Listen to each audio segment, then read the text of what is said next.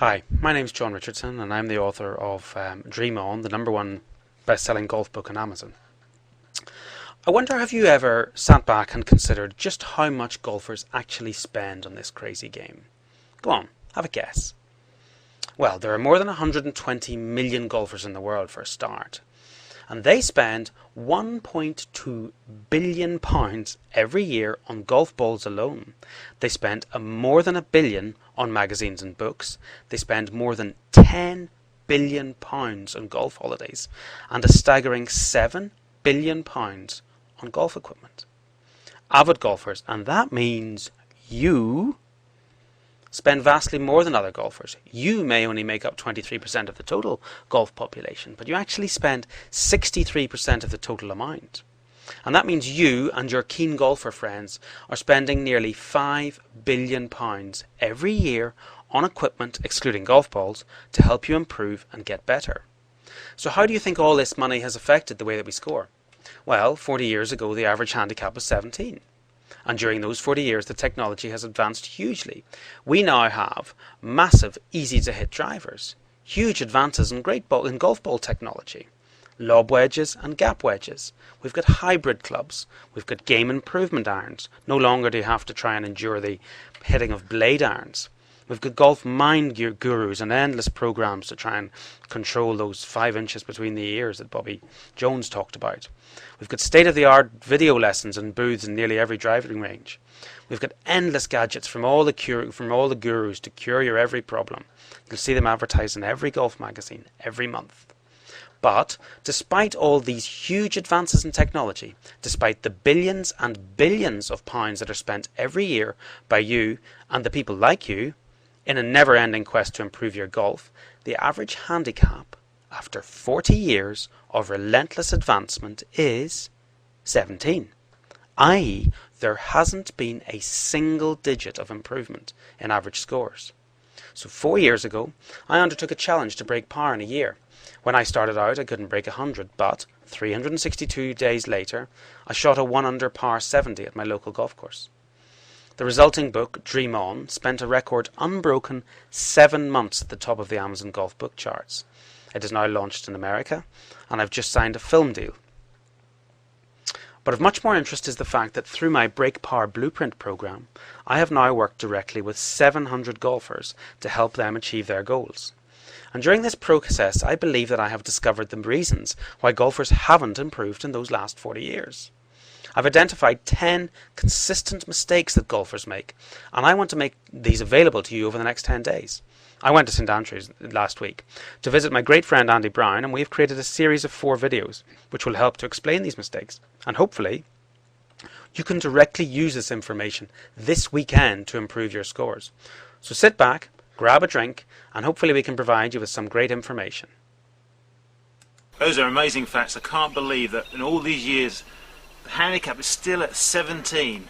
We've spent so much money, all the technology that's come about in the last few years, particularly, and it's still 17. But the amount of money that we spend on golf clubs is huge. It's remarkable, isn't it? I don't think it's ever going to change. No, I don't think so. I mean, you've done something very special that I caught up with 2 years ago, and you actually turned the whole game on its head, and you said you're going to break par, which you did within a year. Yeah. It's gone on to...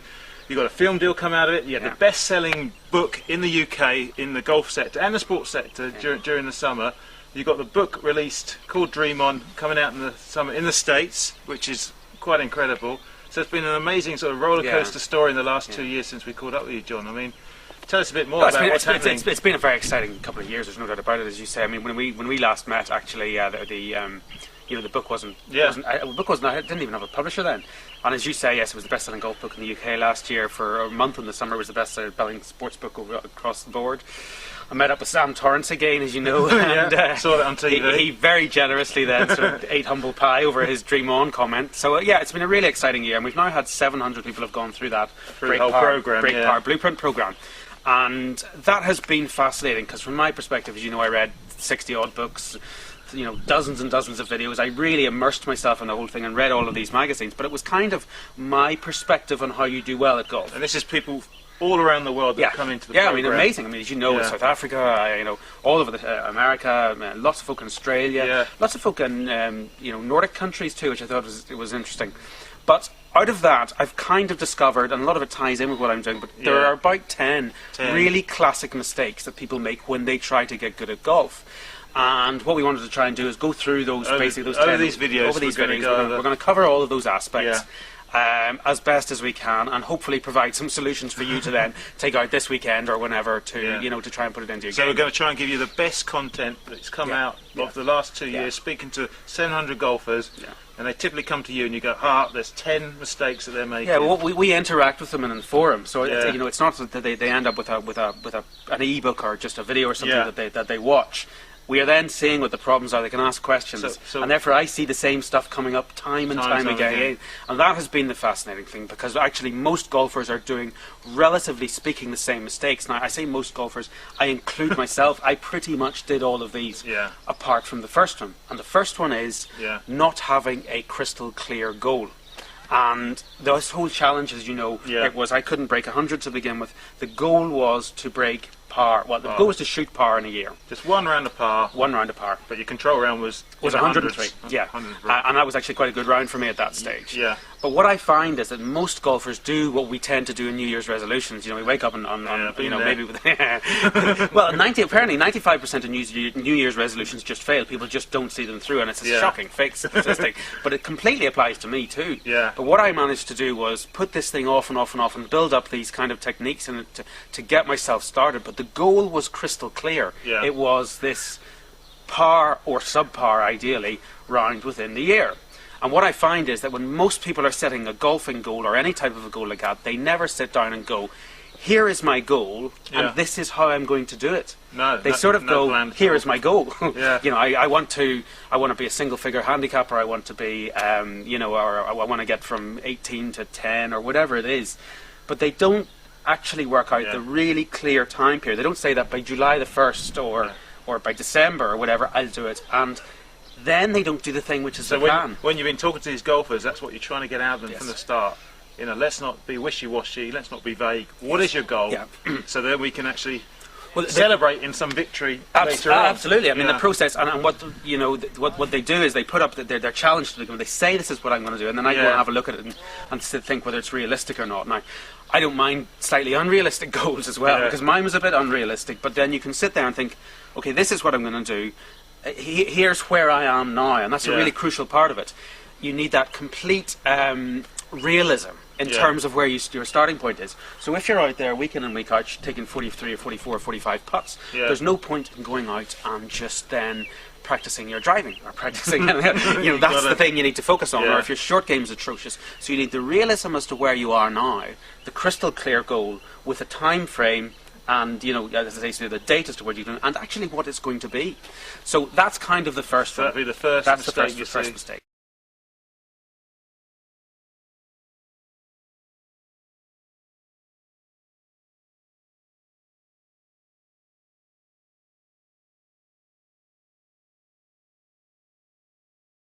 So what would be the second one then?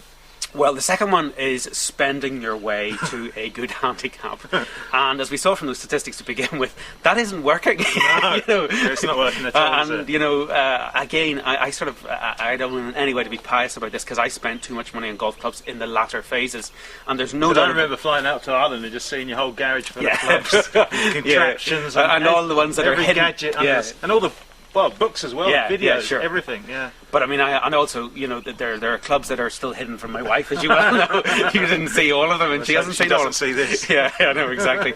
But so that spending your way to a handicap, it doesn't work. There are certain, hybrids I think are a very, very useful club. But what I mean is really this concept of continually buying the newest, shiniest driver. There's a couple of specific stories that I have to do with this. One of which is this guy at the club that I worked at, or that I did the round at. Yeah.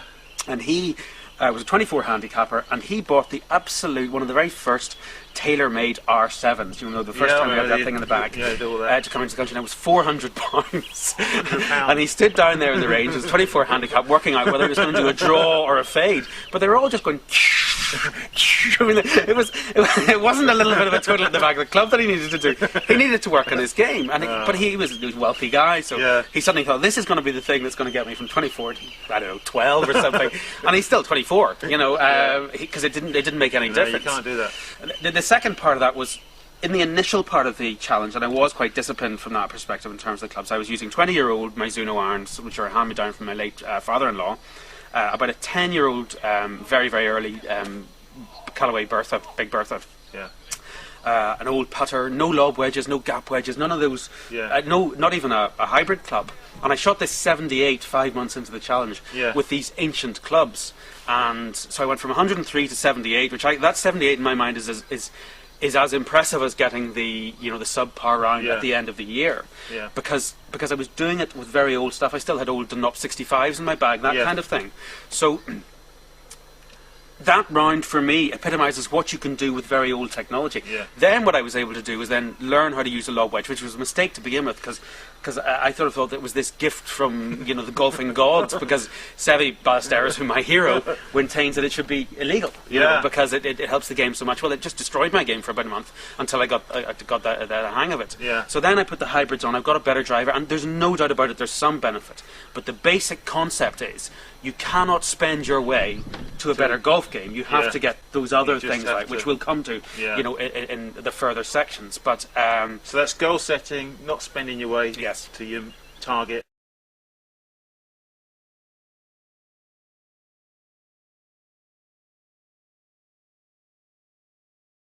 And then what's the third one? The final one is this. One of the golf magazines during the challenge used to run a sort of a question session with a lot of the top pros, and I can remember the first one that I saw. I think that they'd even had Tom Kite at one stage, Padraig Harrington and a few other folk, and they asked them this question, which was, what is the number one mistake that you see amateurs making? And for it seemed like for months in a row they were all saying they all underclub and overestimate how far they can hit the ball. Oh, so when I do it myself, and I did do it myself a lot, and it's that, you think you can hit your 8-iron, say 150 yards, but actually you can maybe only hit it 145 yards. And you think, well, I'll just thrash it, and the green's 150 yards away, but maybe that's the front of the green. When the pin's 20 yards on. So and I watch this over and over again with, when I'm sort of watching people on the course, because I do some sort of one-on-one stuff. And people are always short. So what you've got to try and do is complete realism about how far you can hit the club, realism about how hard the wind is blowing, and also really find out what those distance markers mean. So I always, when I go to any new course, I always go straight into the clubhouse and ask, are the distance markers to the front of the green or to the middle of the green? So because that could be 20 yards. Now 20 yards is a couple of clubs, and most amateurs don't think about that at all. They have no idea how far they hit the ball. And the average club, or many clubs, the danger is at the front rather than the back of the back that's of the right. green. That's right. So you're playing into the hands of the golfing devil, as it Absolutely. were. If we're comparing to the golfing gods. That's right. If the odds are stacked in the favour of always leaving it short, because your Sunday best is always going to be just at the front of the green. You can't be taking pleasure in hitting the perfect shots at the front of the green, when really you should have you really should take into account that there's another 20 yards to go to the pin, and actually 50% of the time you don't hit the shot that well. So let's add maybe one or two more clubs. Let's get real with it all. Get real. I mean, it is, and I think that's one of those things that actually you could go out this weekend and take that one specific thing. Do two things. Don't go out and buy new clubs. Second thing is, this weekend, go out and get realistic about those distances. And sometimes and par threes are a classic one. People are thrashing to try and take a 7-iron to par 3 when they would just, if they would calm down and hit a nice solid 6 or whatever it is, very often they'd be much, much safer. And that requires some realism of thinking back over all of those previous rounds as to what the mistake is that you're consistently making on those holes, not just the par 3s. Where are you consistently under clubbing? And you could pull up 2, 3, 4 strokes over a round just by applying that one thing. That's what those are the things that you've seen people being aware of, taking on board and correct. And did it myself, as I say, I did it myself, and I've noticed that certainly it's one of those things when people get their distances right, and we go through a process in the course where we get them to measure out their distances for all sorts of different things, and it becomes a little bit more complex than that.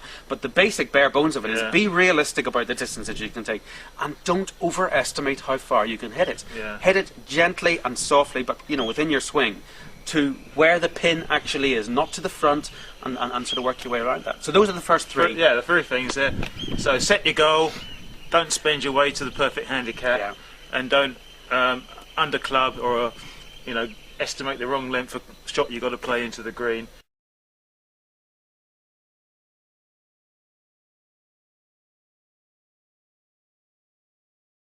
That's great. So that's three mistakes. Yes. So that's video 1. We got another one coming up in a couple of days. Watch out for that. Yeah. And you're going to tell us 3 more out of the 10. And we'll get through the 10 over the next few days, and hopefully be of some benefit to you. Excellent. Thanks for watching.